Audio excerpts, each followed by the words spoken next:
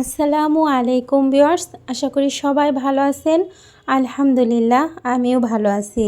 চলে আসলাম দারুণ মজাদার একটি বিকেলের নাস্তার রেসিপি নিয়ে। তো আজকে আমি আপনাদের সাথে শেয়ার করব ফুলকপির পাকোড়া। এজন্য আমি এখানে একটা ফুলকপির কয়েকটা ফুল নিয়ে নিছি। এখন এটা আমি ভালোভাবে পরিষ্কার করে ধুয়ে নিয়ে একটা গ্রেটারের সাহায্যে গ্রেট করে নেব। তো একদম ছোট পাঁচটা দিয়ে না করে আমি একটু বড় পাঁচটা দিয়ে আমি এটা গ্রেট করে নেব। তো আমার গ্রেট করা হয়ে গেছে। এখানে আমি 1 কাপের সামান্য একটু বেশি পরিমাণ ফুলকপিটা নিয়ে নিছি। এখন একটা বাটিতে আমি এটা ঢেলে নিলাম। আর এখানে দিয়ে দিব আমি কয়েকটা কাঁচামরিচ কুচি আর হাফ কাপের মতো পেঁয়াজ কুচি। আর দিয়ে দিলাম এখানে আমি 1 চা চামচ পরিমাণ শুকনো মরিচের গুঁড়া, 1 চা চামচ পরিমাণ ধনিয়ার গুঁড়া, হাফ চা চামচ পরিমাণ হলুদের গুঁড়া আর রাঁধুনি মুরগির মাংসের মশলা 1 চা চামচ পরিমাণ, 1 চা চামচ পরিমাণ আদা বাটা এবং 1 চা চামচ পরিমাণ রসুন বাটার স্বাদ মতো লবণ। আর দিয়ে দিলাম হাফ কাপ শুকনো চালের গুঁড়া আর দিয়ে দিলাম হাফ কাপ মসুরির ডাল বাটাটা। এখানে আপনারা ইচ্ছা করলে বেসন দিয়েও করতে পারেন। তো শুকনো চালের গুঁড়াটা দিয়ে করলে পাকোড়াটা অনেক মচমচে হয়।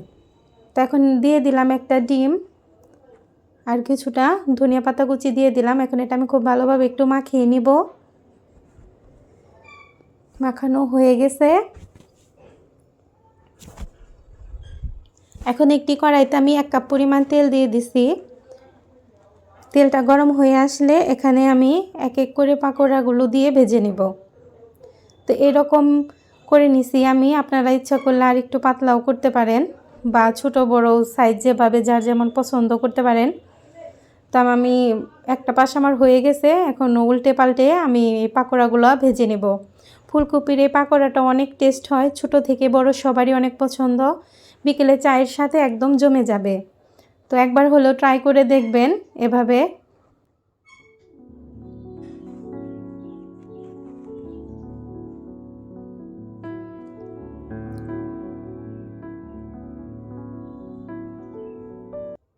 আর পাকোড়াটা ভাজা হয়ে গেছে। এখন এটা আমি নামিয়ে নেব।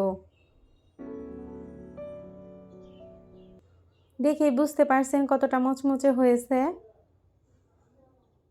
এখন একটা প্লেটে আমি টিস্যু বিছিয়ে তার উপর পাকোড়াগুলো আমি নামিয়ে নিলাম, যাতে এক্সট্রা তেলটা ওই টিস্যুটা শুষে নেয়। তো এভাবে আমি বাকি পাকোড়াগুলো দিয়ে ভেজে নেব।